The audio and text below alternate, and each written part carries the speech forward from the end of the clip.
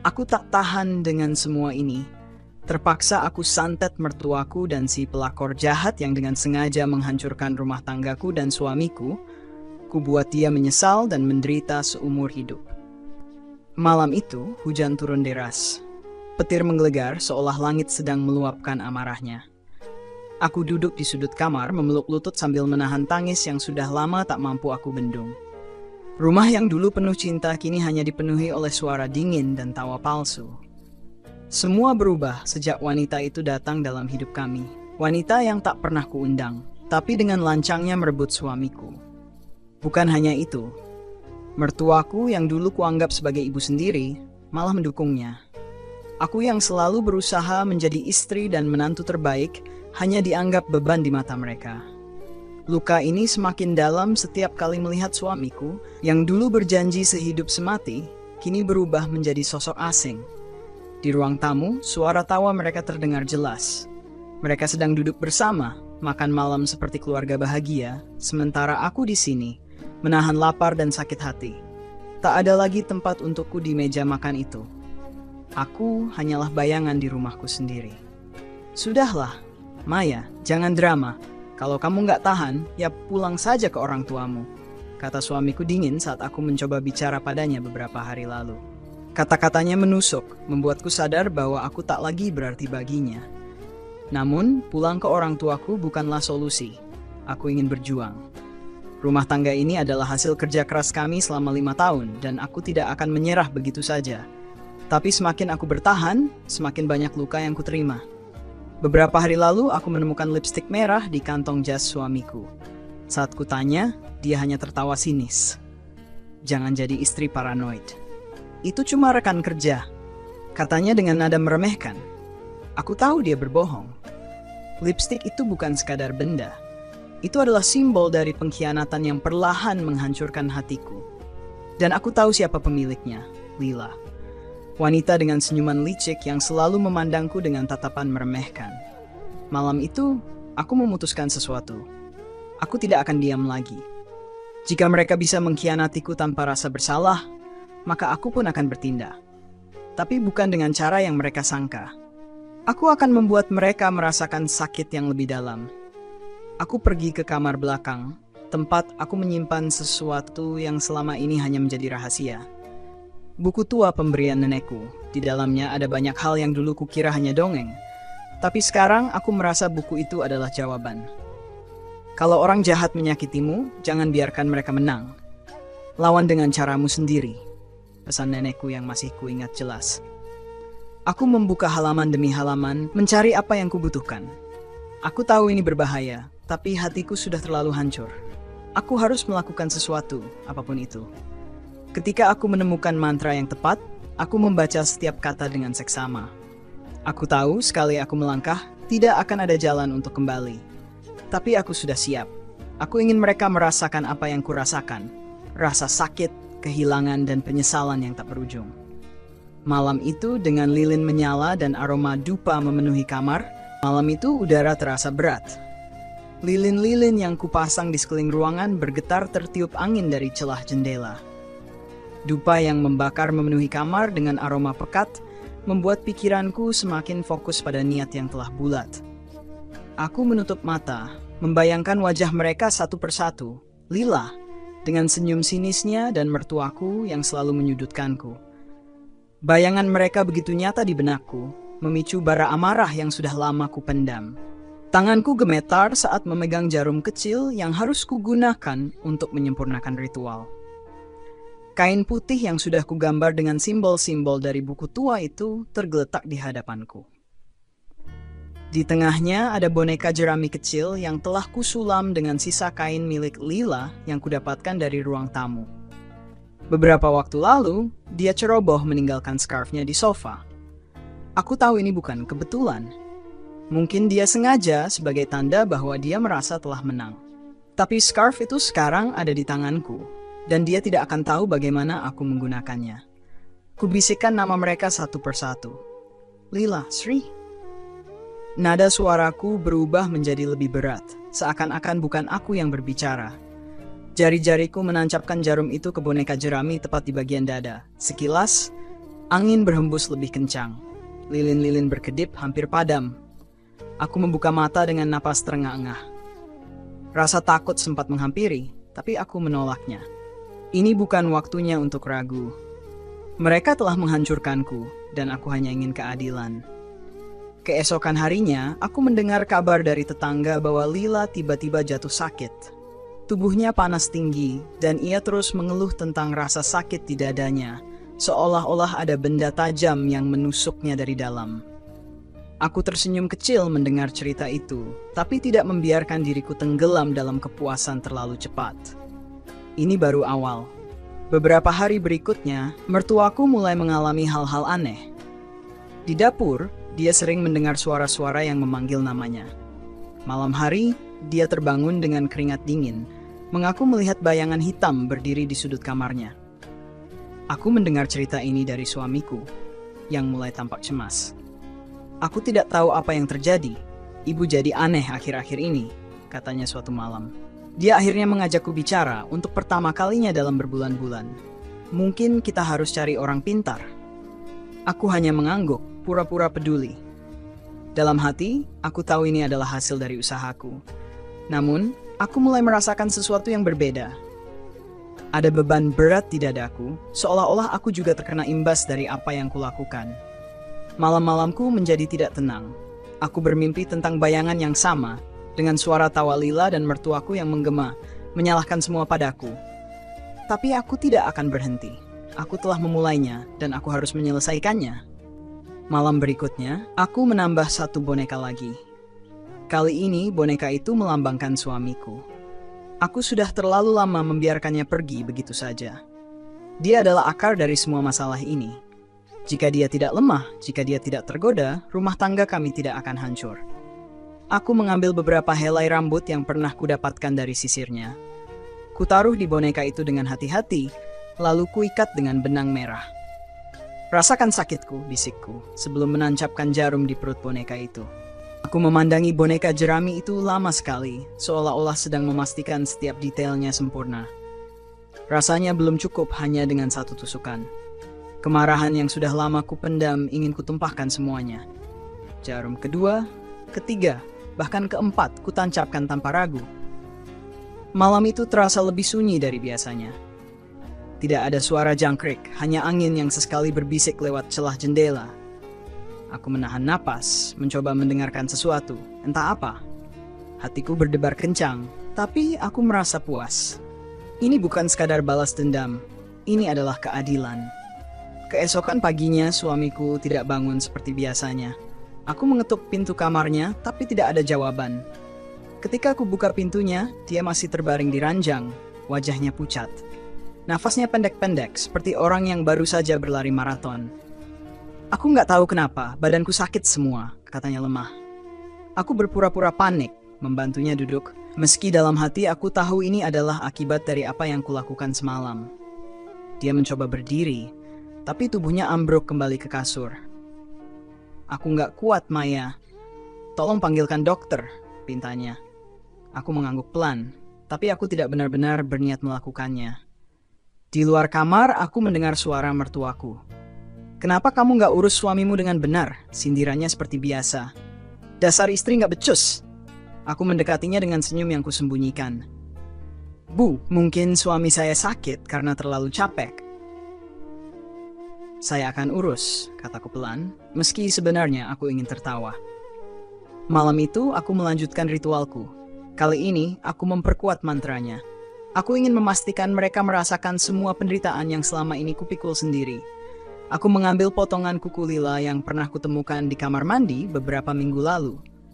Aku menyimpannya bukan karena alasan tertentu, tapi sekarang aku tahu mengapa aku harus memilikinya. Aku melilitkan benang hitam di boneka jerami yang mewakili Lila, melingkari lehernya beberapa kali. Dengan jarum kecil di tanganku, aku menancapkan langsung ke bagian yang kulilitkan. Aku memejamkan mata, membayangkan wajahnya, mendengar tawanya yang meremehkan. Beberapa saat setelah itu, aku mendengar sesuatu di luar jendela. Suara langkah kaki. Aku berhenti, mengintip melalui tirai. Tidak ada siapa-siapa di luar sana, tapi aku merasa diawasi. Aku mencoba kembali ke mantraku, tapi suara langkah itu terdengar lagi, lebih dekat kali ini. Aku menoleh ke pintu kamar, memastikan sudah terkunci. Suara itu berhenti, tapi udara di ruangan mendadak terasa dingin. Aku tidak peduli. Aku harus menyelesaikan ini. Lila pantas menderita. Dia pantas mendapatkan apa yang dia tanam selama ini. Aku melanjutkan dengan suara yang lebih tegas, mengabaikan rasa takut yang mulai menyusup ke pikiranku. Esoknya, kabar mengejutkan datang dari tetangga. Lila ditemukan pingsan di rumahnya dengan wajah penuh ketakutan. Mereka mengatakan dia berteriak histeris semalaman, seolah-olah melihat sesuatu yang tidak bisa dijelaskan. Dia terus menyebut namaku di sela teriakannya. "Maya, tolong aku, jangan." Itu yang dikatakan tetangga tentang apa yang keluar dari mulutnya. Aku duduk di ruang tamu dengan secangkir teh, berpura-pura tidak tahu apa-apa. Ketika suamiku mendengar kabar itu, dia hanya menggeleng. Mungkin dia stres. Belakangan ini dia kelihatan gak sehat, katanya. Aku tersenyum tipis, merasa kemenangan sudah semakin dekat. Tapi malam berikutnya sesuatu yang aneh terjadi. Aku terbangun dengan suara yang sama seperti malam sebelumnya. Langkah kaki. Kali ini lebih jelas, seperti ada yang berjalan mondar-mandir di luar kamarku. Aku menatap pintu dengan gugup, tapi aku tidak berani mendekat. Suara itu berhenti, diikuti oleh ketukan pelan. 1 kali, 2 kali. Aku menggenggam erat buku tua itu, mencoba membaca ulang mantra perlindungan. Namun, sebelum aku selesai, pintu terbuka sedikit. Tidak ada siapa-siapa di sana, hanya angin yang masuk dan membuat lilin di meja nyaris padam. Aku menoleh ke arah boneka-boneka jerami yang masih tergeletak di meja. Salah satu boneka bergerak sedikit seperti disentuh angin. Aku mematung, tidak tahu harus berbuat apa. Di sudut ruangan, aku melihat bayangan besar berdiri diam. Tawa samar terdengar dari arah sana, membuat tubuhku gemetar. Aku menyadari, apapun yang telah kulakukan, ini bukan hanya tentang mereka lagi. Aku mungkin telah membangunkan sesuatu yang lebih besar daripada yang kupikirkan. Aku mencoba berdiri, tapi tubuhku terasa berat. Suara-suara itu semakin keras, memanggil namaku. Aku menatap boneka-boneka itu dengan napas tertahan, sadar bahwa semua ini belum selesai. Bayangan itu tidak bergerak, tapi keberadaannya begitu nyata. Aku mencoba menggerakkan kakiku untuk menjauh, tapi tubuhku seperti terpaku di tempat. Suara tawa itu semakin jelas, menggema di ruangan, bercampur dengan bisikan-bisikan kecil yang tidak kupahami. Aku menutup mataku, memaksa diriku untuk tetap tenang. Ini hanya halusinasi, bisikku pelan, mencoba meyakinkan diriku sendiri. Namun ketika aku membuka mata lagi, bayangan itu sudah berada lebih dekat, berdiri tepat di depan meja tempat boneka-boneka itu diletakkan. Tiba-tiba lilin-lilin padam semua. Gelap menyelimuti ruangan, hanya menyisakan cahaya redup dari bulan yang mengintip dari celah jendela. Napasku semakin tidak teratur. Aku bisa merasakan sesuatu yang dingin menyentuh kulitku, seperti tangan yang tak terlihat menyentuh pipiku perlahan.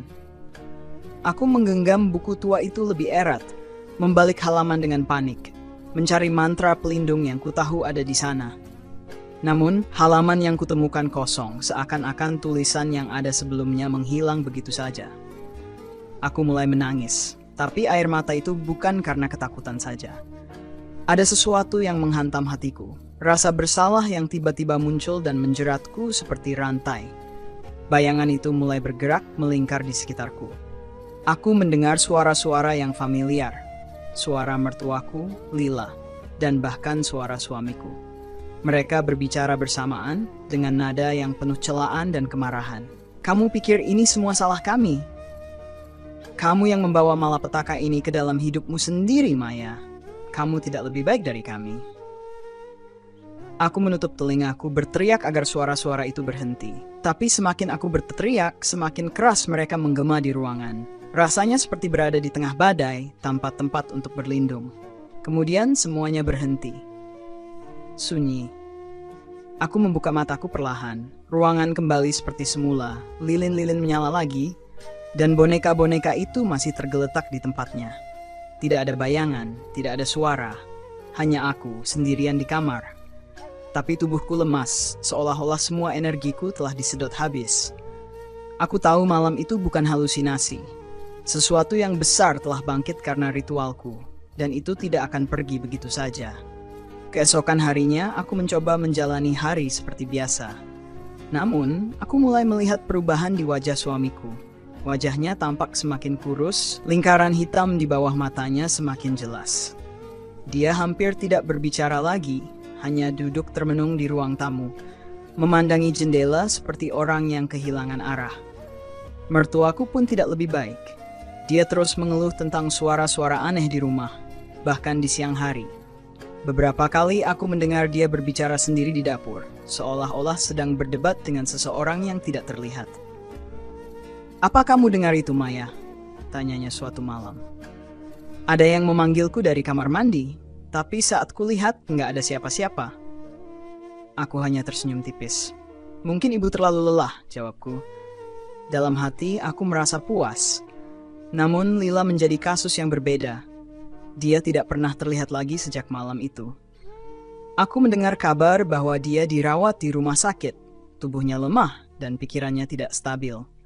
Orang-orang mengatakan dia terus berteriak di malam hari, menyebut namaku berulang-ulang. Aku seharusnya merasa menang, tapi anehnya ada rasa kosong yang mulai merayap ke dalam hatiku. Malam berikutnya aku bermimpi. Dalam mimpiku, aku melihat Lila berdiri di tengah ruangan gelap, menatapku dengan mata penuh air mata. "Apa yang kamu lakukan padaku?" tanyanya. Suaranya terdengar putus asa. Aku mencoba menjawab, tapi tidak ada kata-kata yang keluar dari mulutku. Kemudian di belakangnya muncul bayangan besar yang sama seperti yang kulihat malam sebelumnya. Bayangan itu mengulurkan tangan, meraih Lila dan menariknya ke dalam kegelapan. Aku terbangun dengan napas terengah-engah, tubuhku basah oleh keringat. Hari-hari berikutnya menjadi lebih aneh. Aku mulai mendengar suara-suara di rumah, suara langkah kaki yang tidak pernah hilang. Malam-malamku penuh dengan mimpi buruk dan aku tidak bisa lagi membedakan antara mimpi dan kenyataan. Ketika aku melihat cermin, aku hampir tidak mengenali diriku sendiri. Mataku terlihat cekung, wajahku pucat. Aku merasa seperti bayangan dari diriku yang dulu. Aku tahu, ini bukan hanya tentang mereka lagi. Aku telah membuka pintu untuk sesuatu yang tidak bisa aku kendalikan. Malam itu, aku duduk di sudut kamar dengan kepala tertunduk.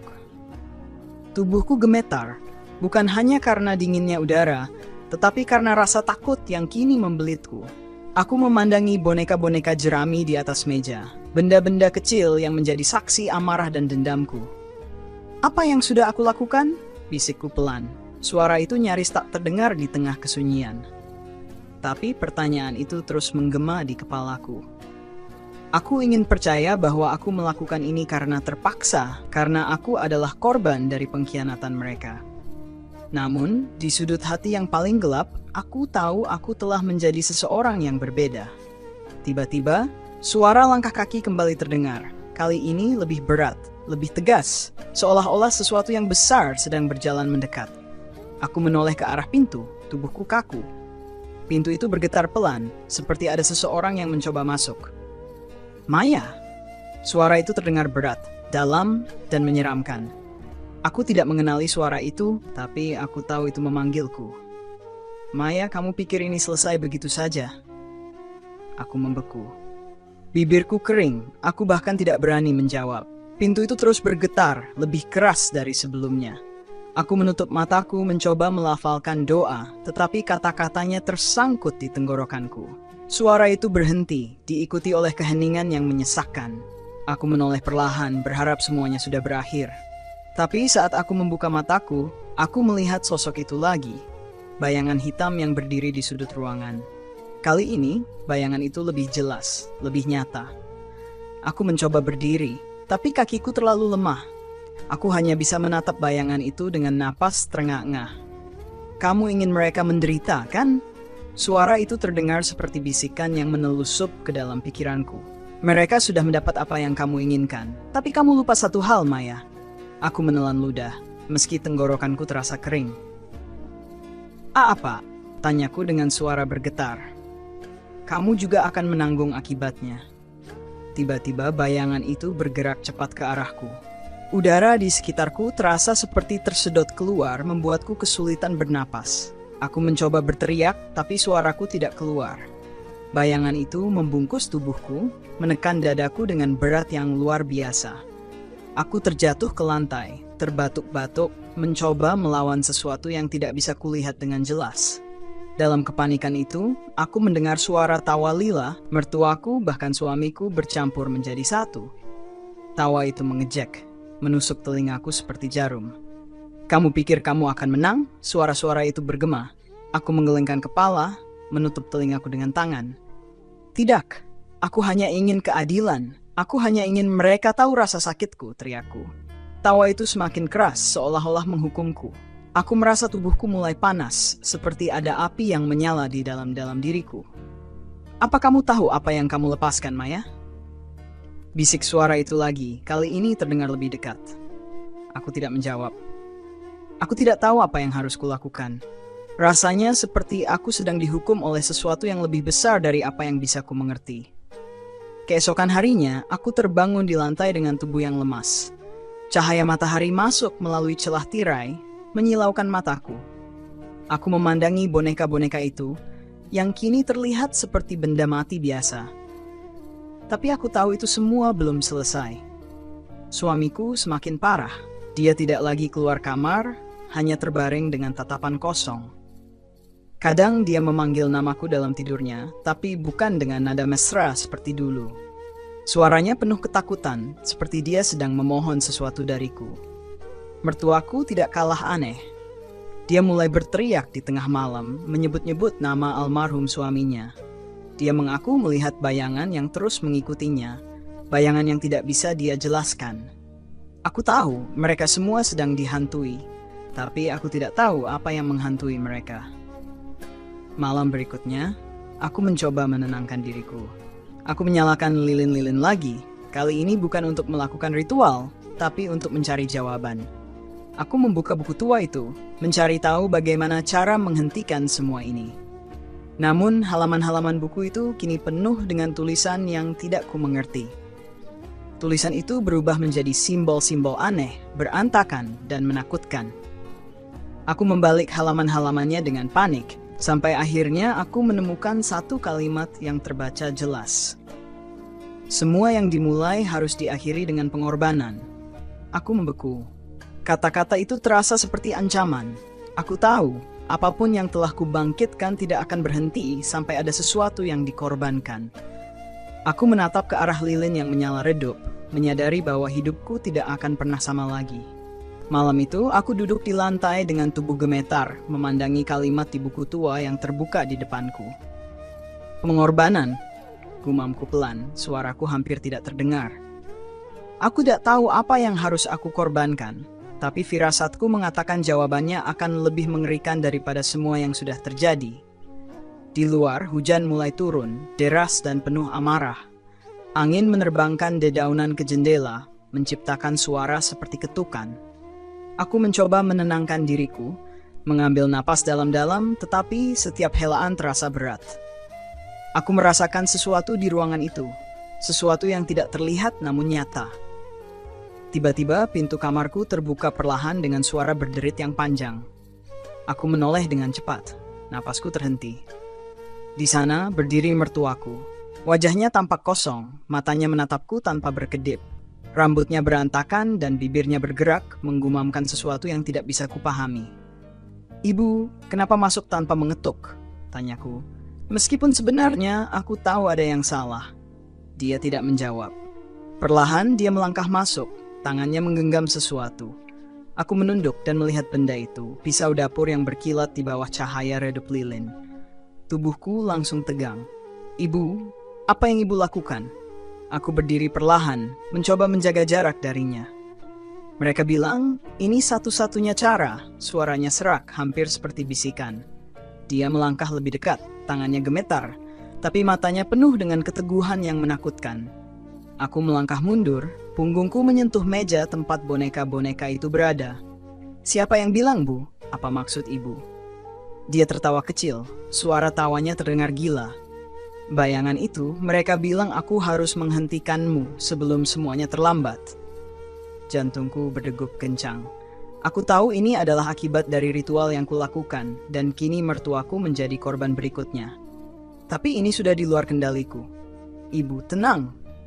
Kita bisa bicara baik-baik, kataku sambil mengangkat tangan mencoba menenangkannya. Dia tidak mendengarkan.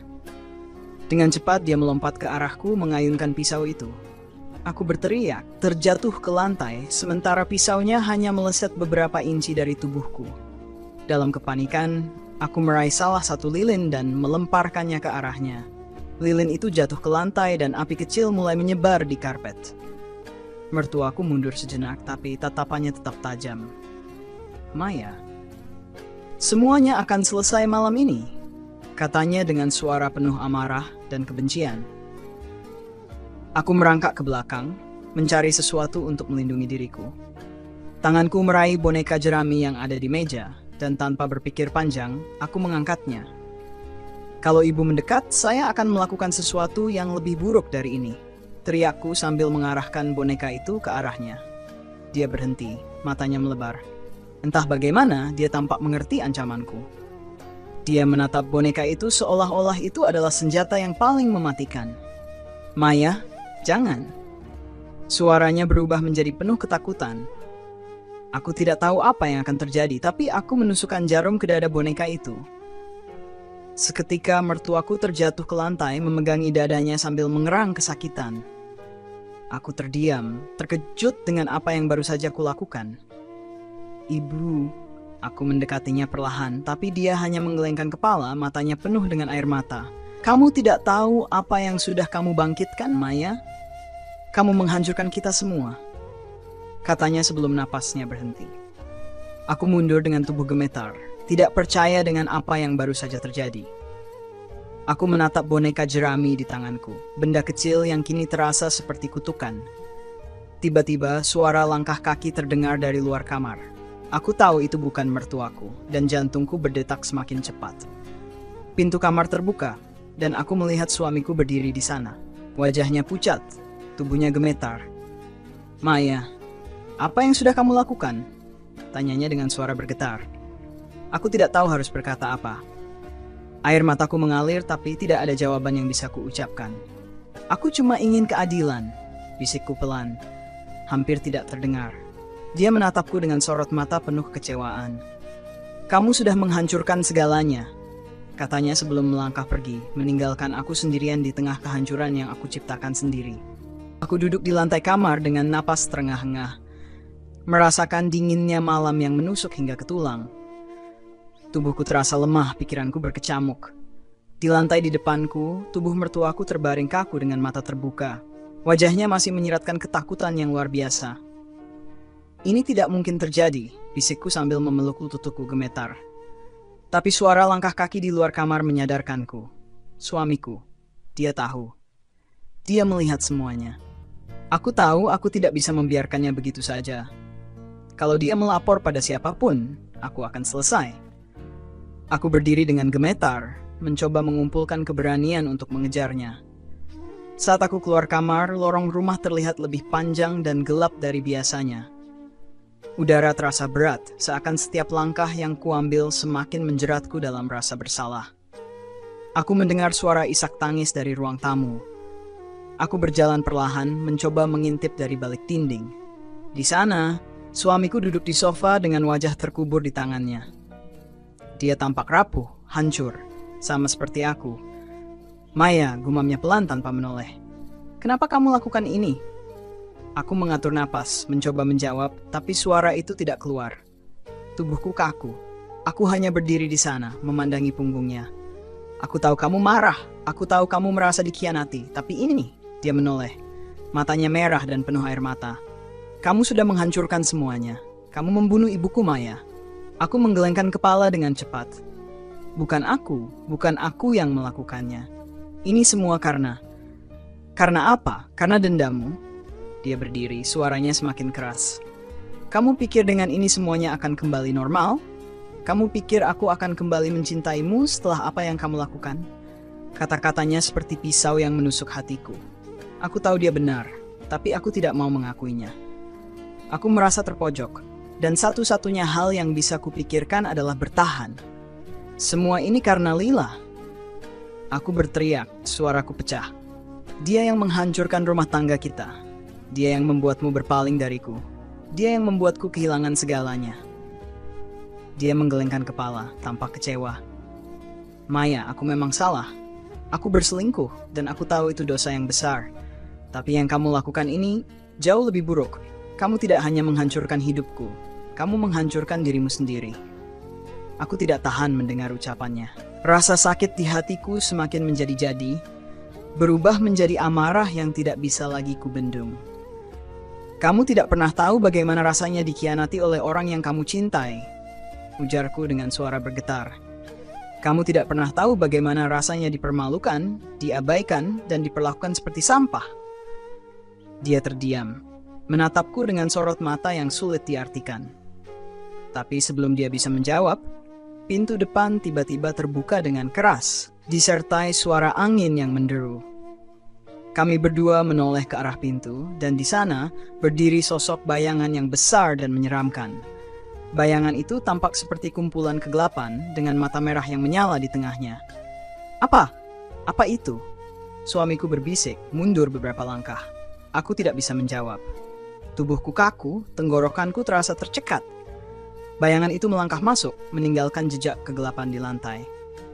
Setiap langkahnya membuat udara di sekitarnya semakin dingin. Maya, suara berat itu kembali terdengar, menggema di seluruh ruangan. Sudah saatnya kamu menepati janjimu. Aku tidak pernah berjanji apapun. Aku berteriak dengan suara yang terdengar lebih putus asa daripada marah. Bayangan itu tertawa pelan, suara tawanya menggetarkan dinding. Kamu memintaku untuk menghukum mereka, dan aku sudah melakukannya. Sekarang, waktunya aku mengambil bagianku. Aku mundur perlahan, menggelengkan kepala. Tidak. Aku tidak tahu ini akan seperti ini. Aku tidak tahu. Bayangan itu mengulurkan tangan hitamnya ke arahku. Setiap keinginan ada harganya, Maya. Dan harga yang harus kamu bayar adalah jiwamu. Aku merasa udara di sekitarku semakin tipis, seolah-olah bayangan itu menyedot seluruh kekuatanku. Aku berusaha berteriak, tapi tidak ada suara yang keluar. Suamiku mencoba mendekat, tapi bayangan itu menahannya dengan satu gerakan tangan, melemparkannya ke dinding dengan mudah. Maya, lari! Suamiku berteriak dengan sisa tenaganya. Tapi aku tidak bisa. Kakiku terasa berat seperti diikat oleh rantai yang tak terlihat. Aku hanya bisa berdiri di sana, menatap bayangan itu yang semakin mendekat dengan rasa takut yang tak pernah kurasakan sebelumnya. Aku tahu malam ini akan menjadi malam terakhirku. Tapi di dalam hatiku, ada satu hal yang lebih menyakitkan daripada rasa takut itu. Penyesalan. Penyesalan karena aku telah membawa kehancuran ini, bukan hanya untuk mereka, tapi juga untuk diriku sendiri. Tubuhku kaku, terjebak di tengah antara bayangan yang semakin mendekat dan suamiku yang terbaring lemah di sudut ruangan. Suara-suara asing mulai memenuhi kepalaku, bisikan, tawa, dan jeritan yang bercampur menjadi satu. Aku tidak bisa membedakan mana kenyataan dan mana ilusi. Rasanya seluruh dunia sedang runtuh di sekitarku. Bayangan itu berdiri hanya beberapa langkah dariku sekarang. Sosoknya yang hitam pekat seperti menyerap seluruh cahaya di ruangan. Udara terasa semakin dingin menusuk kulitku hingga ke tulang. Maya, suara itu berbicara lagi, kali ini lebih lembut namun tetap menyeramkan. Kamu bisa memilih. Aku bisa mengambil jiwamu sekarang, atau kamu bisa menyerahkan sesuatu yang lebih berharga. Aku menatapnya dengan mata penuh ketakutan. Apa maksudmu? Apalagi yang kau inginkan dariku? Bayangan itu tidak menjawab, tetapi tangannya terulur menunjuk ke arah suamiku. Aku terkejut, napasku tercekat. Dia, kata bayangan itu dengan nada dingin. Dia adalah akar dari semua penderitaanmu, bukan? Serahkan dia padaku, dan aku akan membiarkanmu pergi. Aku membeku. Kata-kata itu menggema di kepalaku, membuatku terjebak dalam dilema yang tak terbayangkan. Aku menoleh ke arah suamiku, yang menatapku dengan mata penuh ketakutan dan kebingungan. Maya, jangan dengarkan dia, suamiku berbisik. Suaranya terdengar serak dan lemah. Aku tahu aku salah. Aku sudah menghancurkan kita, tapi jangan lakukan ini. Jangan biarkan dia mengambil bagian dari dirimu yang masih tersisa. Air mataku mulai mengalir. Aku tidak tahu harus berbuat apa. Rasa benci dan dendamku pada suamiku masih ada, tapi di saat yang sama aku tidak bisa memungkiri bahwa sebagian diriku masih mencintainya. Aku hanya ingin semua ini selesai, bisikku pelan, lebih kepada diriku sendiri daripada kepada siapapun. Bayangan itu tertawa pelan, membuat bulu kuduku meremang. Selesaikanlah dengan cara yang benar, Maya. Berikan dia padaku. Setelah itu kamu bebas. Tidak ada lagi rasa sakit, tidak ada lagi penderitaan. Aku menutup mataku, mencoba memblokir suara itu, tetapi bayangan itu terus berbicara, terus menggoda, terus memanipulasi pikiranku. Kamu tahu dia pantas mendapatkannya. Dia mengkhianatimu, menghancurkanmu, membuatmu seperti ini. Dia adalah sumber dari semua penderitaanmu. Serahkan dia padaku, dan kamu akan mendapatkan kembali kendali atas hidupmu. Aku membuka mataku lagi, menatap suamiku yang terbaring lemah di lantai. Dia tidak berkata apa-apa, hanya menatapku dengan mata penuh permohonan. Di saat yang sama, aku melihat semua yang telah dia lakukan. Pengkhianatan, kebohongan, penghinaan. Namun di tengah kemarahan itu, aku juga melihat kenangan kami yang dulu. Tawa, cinta, kebahagiaan yang pernah kami miliki bersama. Kenangan itu menghantamku seperti ombak besar, membuatku semakin bingung dan hancur. Aku tidak bisa. Aku akhirnya berkata, suaraku pecah. Aku tidak bisa menyerahkan dia padamu. Bayangan itu terdiam sesaat, seolah-olah sedang mencerna kata-kataku. Lalu dia tertawa keras, suara tawanya memenuhi ruangan. Baiklah Maya, katanya dengan nada sinis. Kalau begitu, aku akan mengambil semuanya. Tiba-tiba bayangan itu mengulurkan tangannya, dan aku merasakan sesuatu yang dingin mencengkeram hatiku. Rasanya seperti ada ribuan jarum yang menusuk dadaku. Aku jatuh berlutut, berteriak kesakitan. Maya! Suamiku berteriak, mencoba merangkak ke arahku. Tapi bayangan itu hanya melambaikan tangannya, membuat suamiku terlempar kembali ke dinding. Jiwamu, tubuhmu, semuanya milikku sekarang, kata bayangan itu. Kamu akan menjadi alatku, Maya. Aku akan menggunakanmu untuk menyebarkan kegelapan kemanapun aku pergi. Aku mencoba melawan, tapi tubuhku tidak bisa bergerak. Aku merasa seperti sedang tersedot ke dalam jurang yang gelap dan tak berujung. Tiba-tiba aku mendengar suara lain. Suara yang lembut dan hangat seperti bisikan angin di tengah malam. Maya, bangkitlah. Kamu lebih kuat dari ini. Aku membuka mataku perlahan, dan di sana aku melihat sosok lain. Bayangan kecil yang bercahaya berdiri di antara aku dan sosok gelap itu. Cahaya itu menyelimuti tubuhku, memberikan kehangatan yang luar biasa. Siapa kamu? Tanyaku dengan suara lemah. Aku adalah bagian dari dirimu yang kamu pikir sudah hilang, jawabnya. Bagian yang penuh dengan cinta, harapan, dan kekuatan. Cahaya itu semakin terang, melawan bayangan gelap yang berdiri di depanku. Bayangan gelap itu mundur perlahan, menggeram marah. Ini belum selesai, Maya, teriaknya sebelum akhirnya menghilang, meninggalkan ruangan yang kembali sunyi.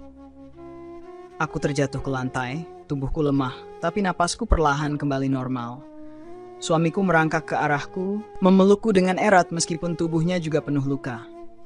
Kamu menyelamatkan kita, katanya pelan, air matanya mengalir. Aku hanya terdiam, menatap ke arah cahaya kecil yang kini mulai memudar. Aku tahu perjuanganku belum selesai. Tapi untuk pertama kalinya, aku merasa ada harapan untuk melawan kegelapan yang telah menghancurkan hidupku.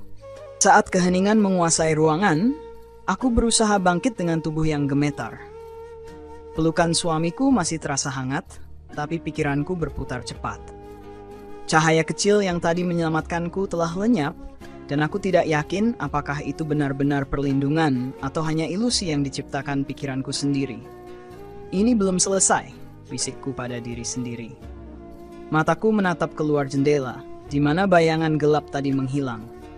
Aku tahu sesuatu yang lebih besar sedang menunggu. Suamiku mengangguk pelan, meskipun tubuhnya lemah. Apapun itu, kita harus pergi dari rumah ini. Sekarang, aku menggelengkan kepala. Tidak, pergi tidak akan menyelesaikan apa-apa. Mereka akan terus mengikuti kita. Satu-satunya cara adalah melawan. Maya, kamu tidak bisa menghadapi mereka sendirian. Suamiku memohon, suaranya penuh ketakutan. Lihat apa yang terjadi pada ibu. Lihat apa yang hampir terjadi padamu. Aku menatapnya tajam. Ini semua karena apa yang kamu lakukan. Kalau aku tidak bertindak, mereka akan mengambil semuanya dariku. Dari kita. Dia terdiam. Aku bisa melihat rasa bersalah di matanya. Tapi ini bukan waktu untuk mengasihani diri sendiri. Aku berjalan ke sudut ruangan, mengambil buku tua yang telah membawaku ke kekacauan ini. Aku membalik-balik halaman dengan tangan gemetar, mencari sesuatu, apa saja yang bisa memberiku petunjuk untuk melawan makhluk itu. Saat aku menemukan halaman yang penuh dengan simbol aneh, sebuah suara terdengar dari belakangku. Kamu pikir bisa melawanku dengan itu, Maya? Aku terhenti. Suara itu, suara gelap yang sama. Aku berbalik perlahan dan di sana bayangan itu muncul lagi. Tapi kali ini lebih besar, lebih pekat dengan mata yang bersinar seperti bara api. Kamu hanya manusia lemah, katanya sambil mendekat. Tidak ada buku atau ritual yang bisa menghentikanku. Aku mencoba untuk tidak panik, tapi tubuhku gemetar tanpa kendali. Suamiku berdiri di depanku, melindungiku dengan tubuhnya. Meskipun aku tahu dia tidak punya peluang untuk melawan makhluk itu. Jangan sentuh dia. Suamiku berteriak. Suaranya dipenuhi keberanian yang tidak pernah kulihat sebelumnya. Bayangan itu tertawa dingin. Dan kamu pikir bisa menghentikanku? Kamu bahkan tidak bisa menjaga keluargamu tetap utuh. Kata-kata itu seperti pisau yang menusuk jantung kami berdua. Aku melihat suamiku terdiam. Wajahnya penuh rasa bersalah. Tapi aku tidak bisa membiarkan itu menghancurkan kami lagi. Diam. Aku berteriak, memegang buku di tanganku dengan erat. Kamu tidak tahu apa-apa tentang kami. Bayangan itu tampak terkejut sesaat, lalu tertawa lagi. Kalau begitu, buktikan Maya. Aku akan memberimu pilihan terakhir. Serahkan dirimu padaku, dan aku akan membiarkan dia hidup. Atau, aku akan mengambil kalian berdua. Aku merasa dunia berhenti. Suamiku menoleh padaku, wajahnya penuh ketakutan. Maya, jangan dengarkan dia. Jangan korbankan dirimu. Air mata mengalir di pipiku. Aku tahu ini adalah keputusan yang tidak pernah ingin kuambil. Tapi aku juga tahu bahwa aku tidak bisa membiarkan bayangan itu menang. Aku menatap bayangan itu dengan penuh kebencian. Aku tidak akan menyerahkan siapapun. Kalau kamu ingin mengambil sesuatu dariku, kamu harus melawanku dulu. Bayangan itu menyeringai. Matanya bersinar lebih terang. Bagus. Aku suka tantangan. Tiba-tiba ruangan berubah. Dinding-dindingnya seperti meleleh menjadi kegelapan, dan aku merasa seolah-olah aku sedang berdiri di tengah kehampaan. Suamiku menghilang dari pandanganku, meskipun aku bisa mendengar suaranya memanggil namaku di kejauhan. Maya, aku berteriak, mencoba mencarinya. Tapi bayangan itu muncul di depanku, lebih besar dan menakutkan daripada sebelumnya. Kamu memilih perang, Maya, katanya. Dan aku akan memastikan kamu menyesali keputusan itu. Aku meraih boneka jerami yang masih kusimpan, menusukkan jarum ke dalamnya dengan penuh amarah. Bayangan itu menggeram, tetapi tidak mundur. Trik kecilmu tidak akan berhasil kali ini, serunya, lalu melayangkan serangan ke arahku. Aku melompat ke samping, nyaris menghindari cengkeramannya. Aku membuka buku tua itu, membacakan mantra yang tidak sepenuhnya kupahami, berharap itu akan memberikan perlindungan. Kata-kata itu terasa berat di lidahku. Tapi aku terus membaca, meskipun bayangan itu mendekat semakin cepat. Cahaya kecil mulai muncul dari halaman buku, dan aku merasakan kekuatan aneh mengalir ke dalam tubuhku. Aku menatap bayangan itu dengan keberanian yang baru. Kamu bukan satu-satunya yang kuat di sini, kataku dengan suara gemetar tapi penuh tekad. Bayangan itu tertawa kecil, tapi aku bisa melihat keraguan di matanya. Aku melangkah maju, mengangkat buku itu tinggi-tinggi, dan cahaya dari halaman semakin terang, mengelilingiku seperti perisai. Ini belum selesai, katanya sebelum tubuhnya mulai memudar, menghilang ke dalam kegelapan. Aku berdiri di sana, terengah-engah, tubuhku lemah tapi penuh dengan rasa lega. Aku tahu pertempuran ini baru saja dimulai, tapi untuk pertama kalinya, aku merasa aku punya peluang untuk menang. Aku mendengar suara suamiku lagi, memanggilku dari kejauhan. Aku memejamkan mata, membiarkan diriku kembali ke dunia nyata. Aku terbangun dengan napas memburu di tengah ruang tamu yang gelap dan sunyi. Tubuhku terasa berat, seolah semua kekuatan telah terkuras habis. Cahaya kecil dari buku tua itu sudah memudar sepenuhnya, meninggalkan jejak abu di tanganku. Di sisiku, suamiku terduduk dengan wajah penuh luka dan mata yang lelah. "Maya," panggilnya pelan. "Apa kamu baik-baik saja?" Aku mengangguk lemah, meskipun aku tahu jawabannya tidak sesederhana itu. Semua yang baru saja terjadi terasa seperti mimpi buruk, tapi bekas-bekas kehancurannya nyata di sekitarku. Bau anyir darah, dinding yang retak, dan udara dingin yang masih terasa menusuk adalah bukti bahwa ini bukan khayalan. Aku menatap wajah suamiku. Ada bekas luka di pelipisnya, darah yang mulai mengering di sudut bibirnya, dan sorot mata yang dipenuhi rasa bersalah. Namun untuk pertama kalinya dalam waktu yang lama, aku melihat ketulusan di sana.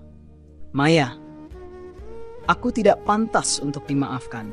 Semua ini terjadi karena aku," ucapnya dengan suara bergetar. "Kalau saja aku tidak menghancurkan kepercayaanmu, semua ini tidak akan terjadi." Air mata mulai mengalir di pipiku.